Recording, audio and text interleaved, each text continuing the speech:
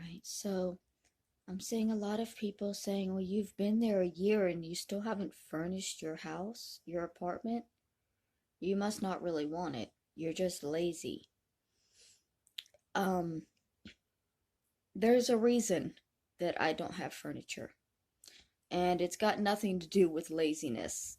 There was a table out with the trash just the other day I could have grabbed. Sorry, excuse me. Um, the reason I don't have furniture, the reason I don't pick up any, is because I am always afraid of being homeless again and having to leave everything behind. I've already done that once. I've already left behind an entire home full of memories, and I don't want to do it again. Just after I moved in here, when those videos started being made about me in February, people were messaging me saying that they would never stop until I was homeless again. My landlord was contacted. The housing authority was contacted. The government has been contacted about me. My therapist was contacted. My doctor. For quite a while, they had me terrified every day that I was going to be kicked out. For a little while, it got better, and I actually moved some of the stuff out to the living room. For probably about 2 months, I moved the TV out to the living room, and I made a pallet out of extra blankets to sit on. And during the day, instead of sitting in my bedroom, I would sit in the living room. My therapist thought it was progress because I wasn't isolating myself in one little square room. Around December, I became sure that I was going to be kicked out again. I'm still not sure that I'm not. It's still very possible that I could lose this place tomorrow. They came by earlier today just to find out if anybody was still living here. And since it was the landlord, I assumed that he would know whether I was supposed to be here or not. Now, they said they only checked because they walked by the window and they saw that it was empty and they thought that maybe I had left. But paranoid schizophrenic, hi. Um,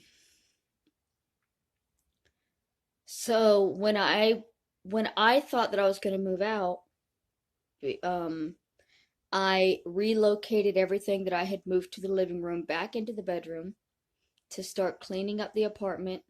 I moved myself back into one room, discarding most of my extra stuff so I could live with as little as possible so that when the time comes, I don't have to leave behind a whole bunch of stuff that I'm attached to. I'll have my backpack and my clothes and my N64, sorry, 8-bit dough. My 8-bit dough controller and my phone, and that's all I'm going to have. Um I don't know if I ever could be comfortable enough here to invest in furniture and turn it into a home because y'all know where here is. You know where I live. And as long as I live here, my life is going to be a nightmare because there are people who fully believe that I am a murderer and a liar and I deserve all the pain and suffering that a person can bear for those crimes that I didn't even commit. But they've been convinced, even though I was never charged, even though the man pled principle, pled guilty.